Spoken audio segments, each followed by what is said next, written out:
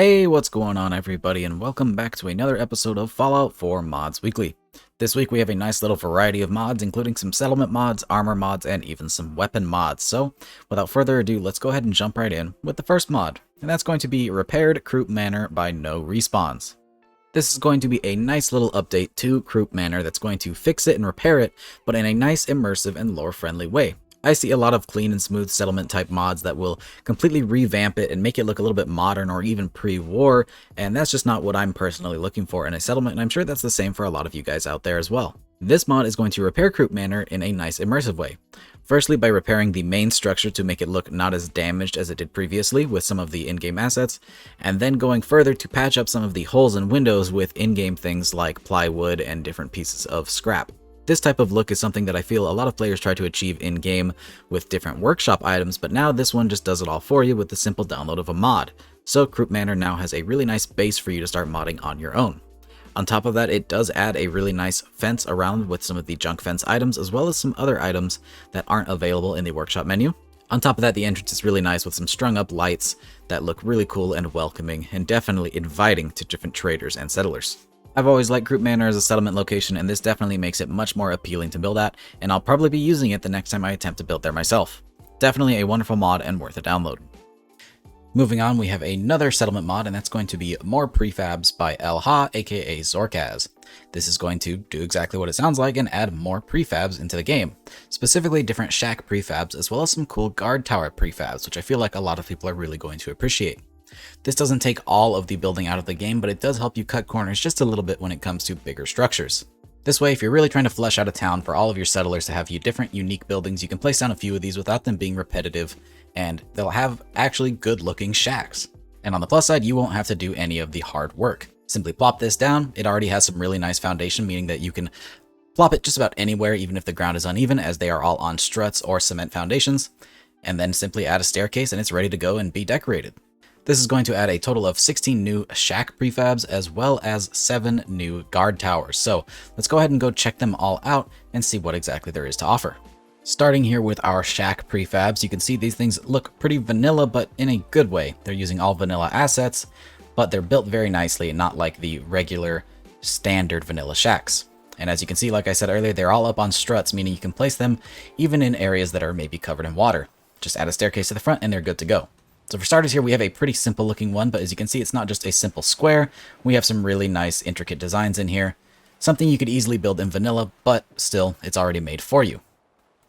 This one here has a nice porch, but it's a little bit narrow inside, but perfect for a settler. You don't have to live in something like this. We've got some more cool intricate designed ones. This one has a porch as well. We've got some smaller ones. I really like the design of this one's roof. Still pretty small inside, but it does the job. We've got another tiny little shack right here with an open back. I really like the look of this one. You can see it has a nice big porch. You could use this as some sort of a saloon for your settlement. It's got plenty of open space. I can already see a kitchen here with some different tables. Definitely a nice prefab to have on hand. We've got some more smaller ones for your settlers. This one's got an open design, whereas this one's a little bit more closed off. As we move on down the line here, things start to get a little bit bigger. This one has a nice porch and a 2 by 1.5 inside. This one's got a nice porch as well with some stairs already built onto it, and I believe the inside on that is 2 by 2. Same thing with this one here. They're all the same general size and shape, but have different aesthetics, which is really appreciated. This is a truly unique one here. We have a 2-story building. Now, it's not actually connected on the inside. You'll have to run a staircase up to that second floor, but I really like the design of this one with the overhanging second floor. Reminds me of some classic Fallout 3 design shacks. And then finally, we have this monster of a shack, which I could definitely see being used as a player home. This thing is very spacious, lots of room for all of the essentials you would need, and you didn't have to build any of it. But let's go ahead and check out some of those guard towers before we move on to the next mod. Alright, so here is the first guard tower here, nice and tiny. The real benefit of these things is they are actual functional guard towers. They are in the guard tower section, and if you assign somebody to them, it will provide defense, which is really nice. This one's a bit bigger here. As you can see, we have a dual staircase and a nice little sandbag area for your guards to sit in.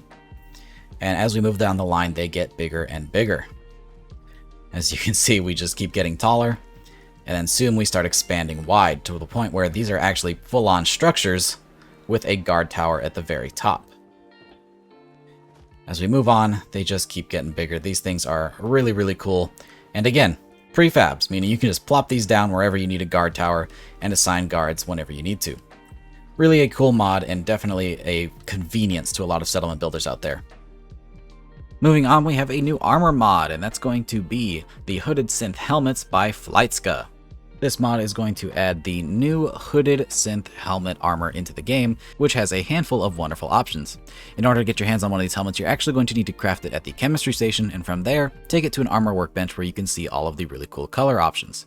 For the mask itself, you have two options. You have the full face mask or the half mask, which in my opinion, the half mask looks super cool if you're not trying to do an Institute type character, but it still fits sort of the Wasteland vibe. There are also options to color the hood. The hood can be colored in white, black, or sort of the beige dirty color. The mask itself has even more color options, I believe a total of 7.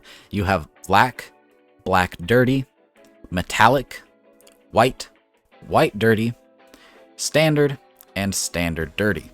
This makes for a really cool mask for the player character and has a lot of really cool customization that can be applied to just about any faction in my opinion, given the color customization available, as well as the ability to customize the way the mask itself looks, and you can combine this with some other outfits to make for some really cool looks for your player, or even for your settlers.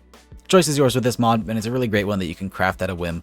Definitely a cool little armor mod, and it's also available on Xbox. And then finally, for our last mod that we're checking out today is going to be, I guess you could call it a weapon mod pack, and that's going to be the BT, APC9 and MP9 Combo by Subleader and the Campers. This mod is going to add a beautiful SMG and what I suppose people would prefer to call a machine pistol, both the APC9 and the MP9. These are going to be added to the leveled list, which is always a wonderful addition. You can start finding those things around level 20. They of course come fully equipped with custom models and textures, as well as some beautiful custom animations. We'll go ahead and let those play for you now, as well as some custom sounds.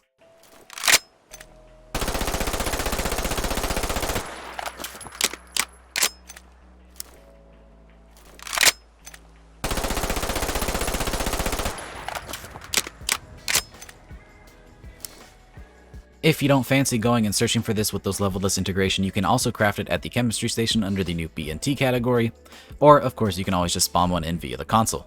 These are some beautifully crafted weapons featuring a lot of the custom attachments that you've come to expect with modern weapon mods.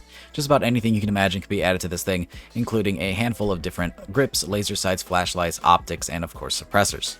When you first craft these weapons, they will be chambered in 10mm, however you can convert them to use 38 or 45. Really nice to have that variety to choose the ammo type that you prefer, based on what's going to fit your character the best.